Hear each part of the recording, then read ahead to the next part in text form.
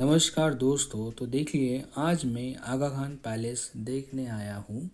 आगा Khan palace बहुत ही खूबसूरत महल है। एक छोटा सा महल है लेकिन बहुत ही खूबसूरत है। पुणे में अगर आप हो तो आपको इसे देखना ज़रूर चाहिए।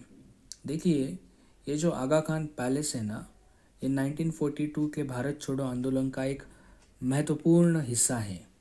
ऐसा क्यों है? क्योंकि 1942 के भारत छोड़ो आंदोलन के वक्त यहाँ पे कुछ ऐसे फ्रीडम फाइटर्स हैं, उनको नज़र कैद में रखा गया था। ओके, तो देखिए, आगा खान पैलेस अंदर से बहुत ही ज़्यादा खूबसूरत है। आज भी ऐसा लगता है कि ये बिल्कुल नया नया कंस्ट्रक्शन होगा। मतलब देखिए, इसको 1892 में सुल्तान मोहम्मद शाह आगा खान तृतीय ने बनवाया था। 1892 में, तो अगर हम कैलकुलेट करेंगे तो लगभग 125 साल से ज़्यादा इसकी आयु हो चुकी है, लेकिन आज भी ये बेहद खूबसूरत है। अंदर जब गांधी जी थे तो गांधी जी के बारे में बहुत सारी इन्फॉर्मेशन यहाँ पे दी है। जब भी आप वहाँ पे जाओगे तो ये इन्फॉर्मेशन आप वहाँ पे पढ़ सकते हो। तो देखिए, ये जो आगा खान पैलेस बनवाया था 1892 में, इसे क्यों बनवाया गया था?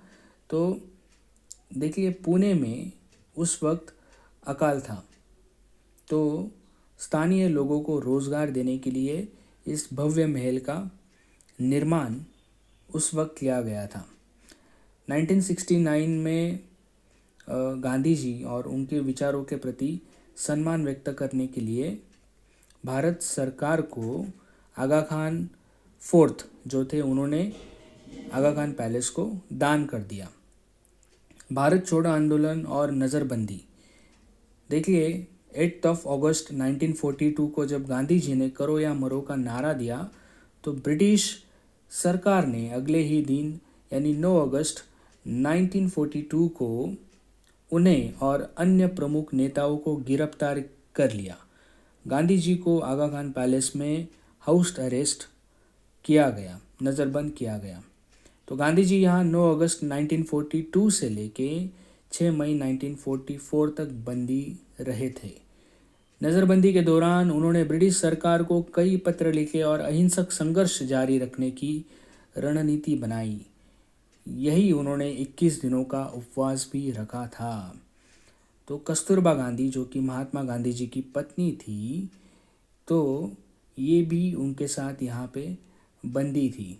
लगातार बीमारी और जेल के तनाव के कारण 22 जनवरी 1944 को इसी महल में उनका निधन हो गया। उनकी समाधि आज भी महल के बगीचे में स्थित है। कस्तूरबा गांधी जी की समाधि वहाँ पे है, यानी आगा खान पैलेस में है। तो देखिए, यहाँ पे सरोजिनी नायडू जी बंदी की हालत में थी। स्वास्थ्य के कारण उनको बाद में रिहा किया गया था। तो इस कमरे में सरोजिनी नायडू जी को बंदी बनाया गया था।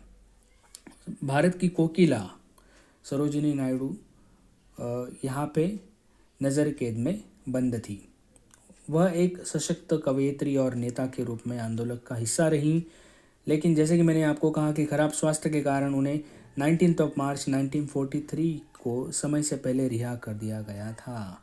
महादेव देसाई गांधी जी के निजी सचिव और उनके दाहिने हाथ माने जाते थे। गिरफ्तारी के मात्र 6 दिन बाद यानी 15 अगस्त 1942 को दिल का दौरा पड़ने से उनका निधन हो गया। गांधी जी ने उन्हें अपने बेटे के समान माना था और उनकी मृत्यु से वे गहरे सदमे में थे। अन्य साथी भी वहाँ पे थे। तो देखिए, डॉक्टर सुशीला नैयर और मीराबेन, ये भी गांधी जी के साथ इसी महल में थी और कस्तूरबा की देखभाल में मदद करती थी। संग्रहालय, वर्तमान में यहाँ एक भव्य संग्रहालय है। गांधी जी का चरखा, चप्पल, बर्तन, चश्मा और उनके द्वारा लिखे गए पत्र यहाँ पे रखे गए। तो फिलहाल ये एक छोटा सा संग्रहालय हम कह सकते हैं।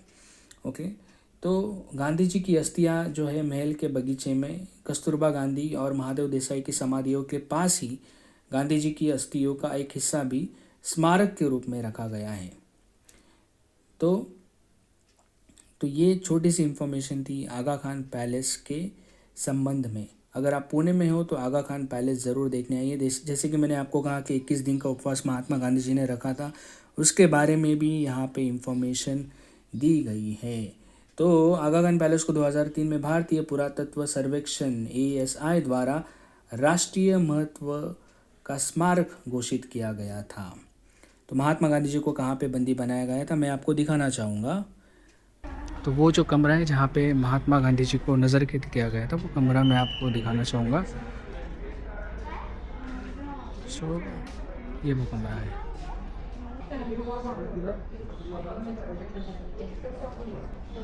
जो टूरिस्ट है उनको परमिशन नहीं है अंदर जाने के लिए, इसे पैक किया गया है, बाहर से देख सकते हैं। वो कमरा है, बहुत सारा भीड़ है यहाँ पे। बेसिकली वो कमरा था, ओके।